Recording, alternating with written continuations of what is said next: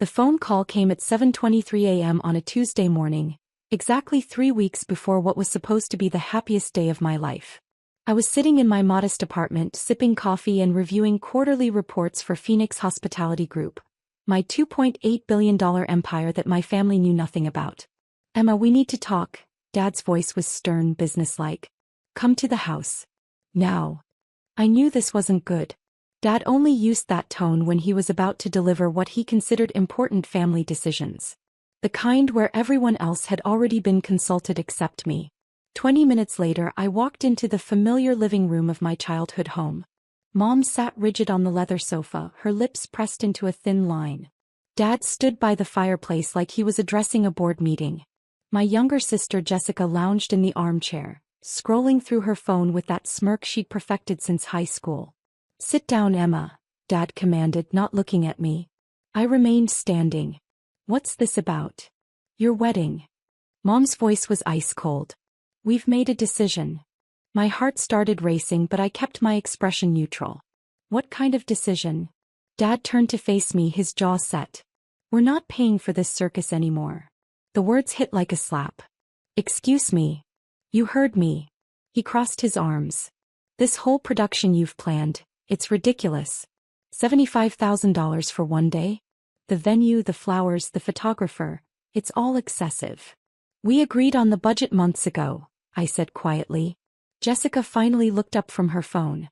"Yeah, well, that was before we realized how much money you were wasting on stupid stuff." "Like what?" "Like that dress," Mom interjected. $4,000 for something you'll wear once? And those centerpieces. Who needs crystal and gold leaf at a wedding? I took a deep breath. "I've been planning this for 8 months. Marcus and I." "Marcus," Dad interrupted with a sneer. "That's another problem. The guy works at a nonprofit. What kind of future is that? No ambition, no real income." "He's a good man." "Good doesn't pay bills," Mom added. "Maybe this is a sign you should reconsider the whole thing." My chest tightened. "You want me to call off my wedding?" "We want you to be realistic," Dad said. "Find someone who can actually afford the lifestyle you seem to expect. Someone with prospects." Jessica snorted. "Yeah, because living in that tiny apartment and driving a 10-year-old Honda really screams high expectations." The room fell silent. I looked at each of their faces. Dad's stern disapproval, Mom's cold judgment, Jessica's amused contempt. These people had raised me, supposedly loved me, and now they were dismantling the most important day of my life like it was a failed business venture. "So what exactly are you saying?" I asked. Dad walked to his desk and pulled out a folder. "I've already called the venue. Cancelled everything. The deposits are forfeited, but at least we're not throwing away the full amount." My stomach dropped. "You cancelled my wedding venue?" "Our name was on the contracts," Mom said matter-of-factly. "Legally we had every right." "The caterer too," Jessica added helpfully. "And the photographer." "Oh, and the florist." I stared at them in disbelief. "You cancelled my entire wedding without telling me?" "We're telling you now," Dad said. "Consider it a favor. You'll thank us later when you find someone more suitable." "Someone who can afford you," Mom repeated. The room spun slightly. 8 months of planning. The dress I'd fallen in love with. The photographer we'd interviewed 6 different candidates to find. The menu Marcus and I had spent hours perfecting. The flowers that reminded me of my grandmother's garden. All of it, gone. "I can't believe you did this," I whispered. "Believe it," Dad said. "And next time maybe think before you plan something so far beyond your means." I looked at my family one more time. Dad, the successful investment banker who'd built his reputation on calculated risks. Mom, who'd married him for his money and spent 30 years perfecting the art of looking down on people. Jessica, who'd never worked a day in her life but somehow felt qualified to judge everyone else's choices. "Understood," I said simply. The word hung in the air. They'd expected tears, arguments, pleading. Instead I gave them nothing. "Good," Dad said, clearly pleased with himself. "Now you can focus on finding someone more appropriate. Someone who won't embarrass the family," Mom added. I nodded and walked toward the door. "Emma," Jessica called out. "Don't be dramatic about this. It's for your own good." I paused with my hand on the doorknob. "I'm not being dramatic. I'm being practical." And I left. The drive back to my apartment was surreal. 23 years old, MBA from Northwestern, secretly running a hospitality empire worth $2.8 billion. And my parents had just canceled my wedding because they thought I couldn't afford it. The irony was breathtaking. I'd built Phoenix Hospitality Group from nothing, starting with a single property I'd purchased at 19 with money I'd made developing apps in college. 4 years later, I owned 17 luxury venues across 3 states, including the Grandmont Estate, the exact venue where my wedding was supposed to take place. My parents had no idea their daughter owned the most exclusive wedding venue in the city. They thought I was just another struggling graduate living paycheck to paycheck. I'd let them think that. It was easier than explaining how I'd turned a coding hobby into a tech company, sold it for $12 million, and immediately invested everything into real estate. Easier than describing the 18-hour days I'd worked to build something from scratch while they assumed I was just figuring things out. But now they'd crossed a line. I pulled into my apartment complex and sat in my car for a moment, thinking. My phone buzzed with a text from Marcus. "Hey babe, just confirmed final headcount with the caterer. 127 guests. Can't wait to marry you in 3 weeks. Red heart." My heart broke a little. Marcus had no idea what had just happened. He was probably at his office right now, excited about our future, completely unaware that my family had just blown up our wedding. I needed to call him, but first I had a few other calls to make. I dialed my assistant's number. "Sarah, it's Emma. I need you to pull the Grandmont contracts immediately." "The Grandmont Estate? Your wedding venue?" "Yes. And I need you to review the cancellation policies we have in place for deposits." There was a pause. "Emma, is everything okay?" "Everything's fine. I just need to understand our options for unusual circumstances." "Of course. I'll have everything ready in an hour." "Thank you." My next call was to my head of legal. "David, it's Emma. Hypothetical question. If someone canceled a booking at one of our venues using forged authorization, what would our legal recourse be?" "Well, that would be fraud. We'd be looking at potential criminal charges, plus civil damages." "Why?" "Just curious about our protections. Can you send me the specific statutes?" "Absolutely." "I mean, you sound stressed. Is Phoenix Hospitality facing some kind of legal challenge?" "Nothing like that. Just being thorough." After I hung up, I sat in my car and allowed myself exactly 60 seconds to feel the full weight of what had happened. The betrayal, the humiliation, the casual cruelty of people who were supposed to love me unconditionally. Then I got out of the car and went upstairs to plan my response. The next morning I was reviewing property reports when my phone rang. Unknown number. "Hello. Emma. Emma, what the hell is going on?" It was Dad, and he was screaming. "Good morning to you too," I said calmly. "The venue just called me. They're saying they can't refund our deposits because the owner, personally canceled our refund. They're saying you canceled it." I took a sip of my coffee. "That's interesting." "Interesting? Emma, this is $7,500 we're talking about. They're saying the owner specifically requested that the Martinez family receive no refund under any circumstances." Don't me. What did you do? Did you call them and complain? Did you cause some kind of scene?" "I didn't cause any scene, Dad." "Then why are they saying this?" The venue manager kept talking about direct orders from ownership and non-negotiable policies, and, "Emma, what the hell did you tell them?" I leaned back in my chair. Through my office window, I could see the Grandmont Estate in the distance, its elegant grounds sprawling across 40 acres of pristine lakefront property. "I didn't tell them anything they didn't already know," I said. "That's not an answer. Emma, you need to fix this right now. Call them back and straighten this out." "I don't think I can do that." "What do you mean you can't?" "The owner's decision is final." There was a long pause. "Emma, how do you know what the owner decided?" "Lucky guess." "This isn't funny. We need that money back. Do you have any idea how much $7,500 is?" I almost laughed. Dad was having a breakdown over $7,500 while sitting 3 miles away from my corporate headquarters, where I'd signed a $340 million acquisition deal just last week. "It's probably not that much money to the owner," I said. "I imagine they make that in about 6 minutes." "Emma, what are you talking about? How could you possibly know?" His voice cut off abruptly. "Dad? You still there?" Emma. His voice had changed. Quieter now, uncertain. Emma, what's the name of the company that owns the Grandmont estate? Why do you ask? Just tell me. Phoenix Hospitality Group. Silence. Dad. Emma, what's your last name? Legally, it's still Martinez. But professionally, I go by Emma Phoenix. The phone was so quiet I thought he'd hung up. Dad, are you Emma Phoenix? You're Emma Phoenix. That's right. The Emma Phoenix? The one who owns, who built. Oh my God. Oh my God. I heard him calling to Mom in the background. Margaret, get in here right now. What's wrong, Richard? Mom's voice was distant but audible. Emma's Emma Phoenix. What are you talking about? Emma Phoenix. The businesswoman. The one who bought the Riverside Mall. The one who owns half the venues in the city. That's our Emma. I heard Mom gasp. Emma. Dad's voice was back, shaky now. Emma, sweetheart, there's been a misunderstanding. Has there? Yes. A huge misunderstanding. We had no idea you were so successful. Why didn't you tell us? You never asked. But Emma, we assumed. You assumed I was a failure. Not a failure. Just struggling. Like most people your age.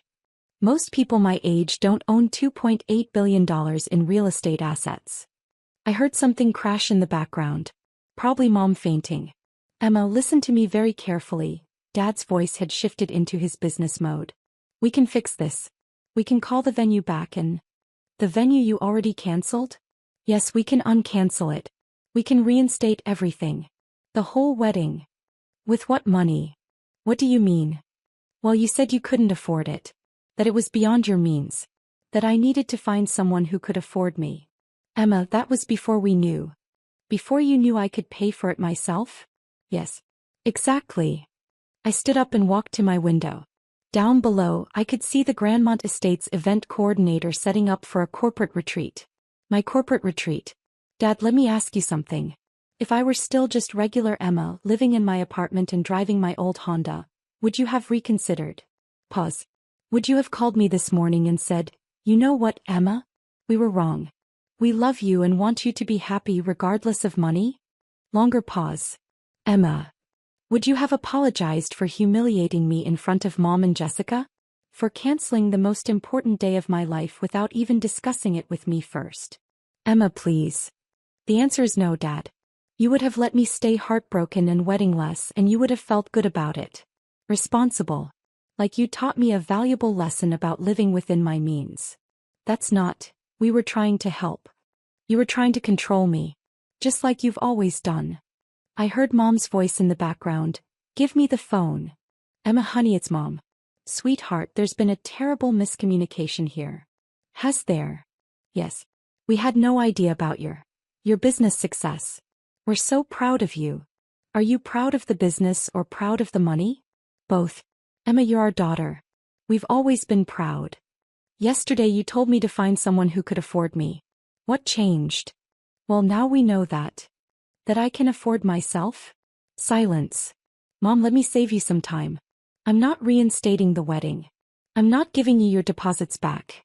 And I'm not pretending this conversation never happened. Emma, you're being unreasonable.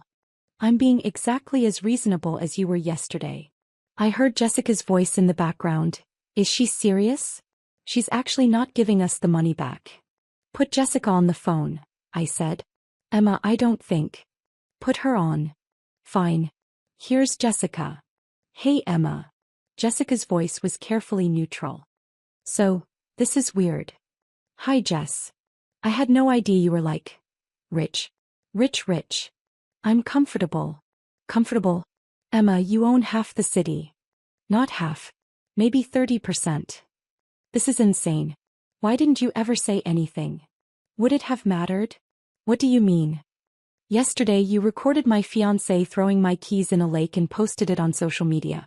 You called my wedding plans stupid and said I was wasting money on excessive things. Would you have done that if you'd known I was wealthy? Well, no, probably not. So you're only nice to people who have money? That's not what I meant. It's exactly what you meant, Jess. You treated me like garbage because you thought I was poor. Now you want to be best friends because you found out I'm rich. Emma, come on. How many social media posts did you make mocking my cheap lifestyle? Pause. Emma. How many times did you joke about my car, my apartment, my job? That was just sister stuff. Put Dad back on.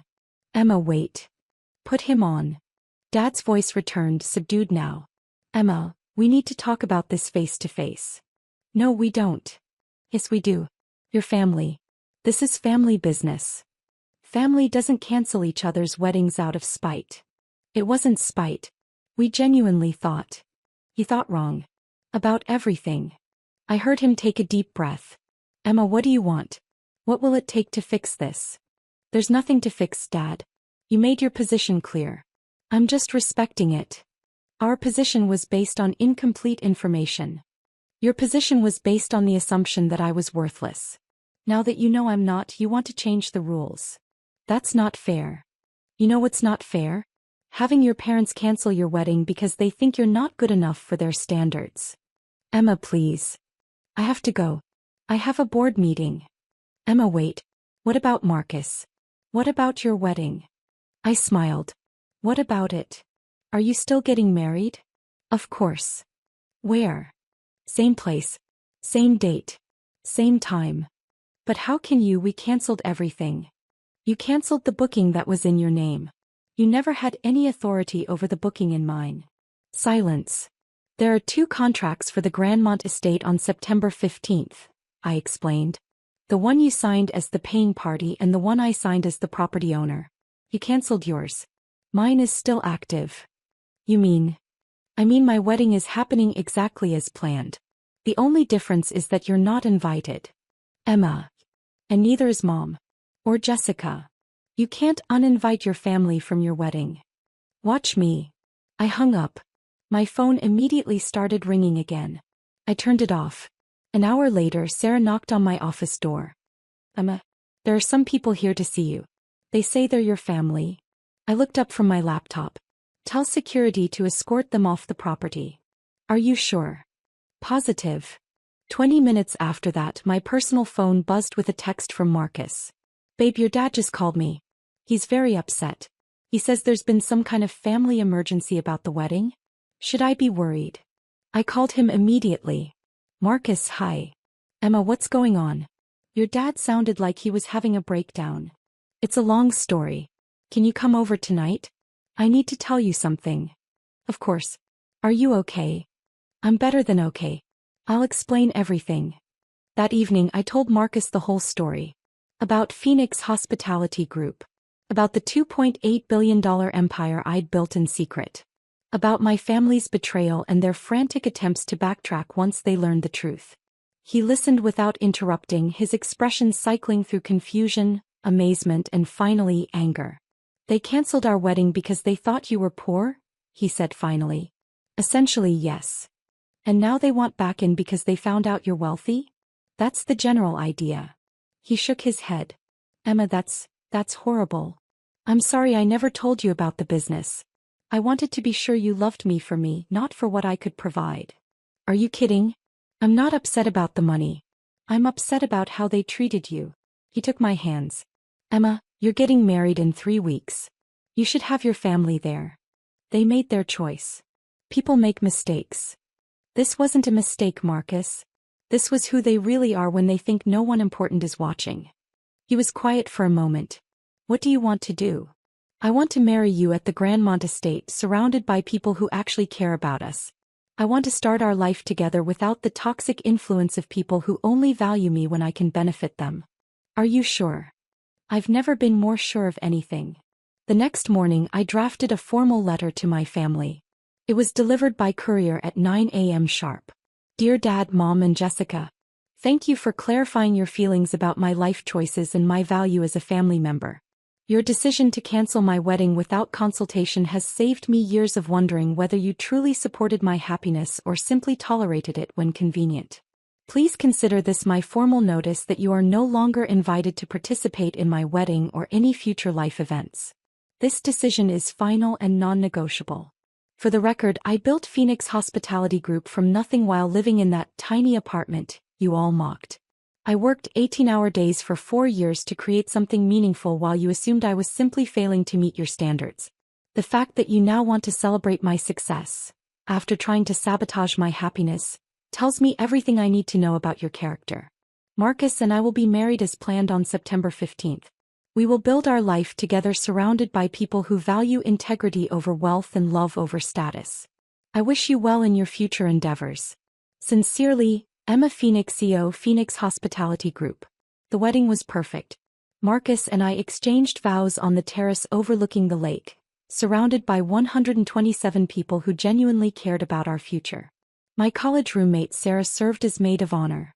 Marcus's brother Jake was his best man. The flowers were exactly what I'd dreamed of, white roses and baby's breath that reminded me of my grandmother's garden.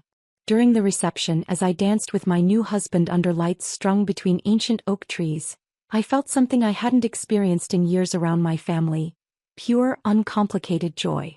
My phone, tucked away in the bridal suite, had 47 missed calls and 23 voicemails from various family members. I deleted them all without listening. 6 months later, I received a formal apology letter from Dad. It was 3 pages long and mentioned my impressive business acumen 14 times. He requested a meeting to discuss our family's future relationship.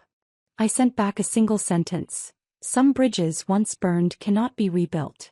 A year after that, Jessica reached out through LinkedIn, asking if Phoenix Hospitality Group had any entry-level marketing positions available. The message included a lengthy explanation about how much she'd grown as a person, and how sorry she was for not recognizing my incredible achievements sooner. I forwarded her resume to our HR department with a note: please file under "Do Not Hire."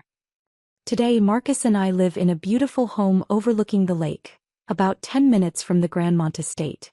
We host dinner parties for friends who knew us when we were just a nonprofit worker and a girl with a laptop, building dreams in a tiny apartment.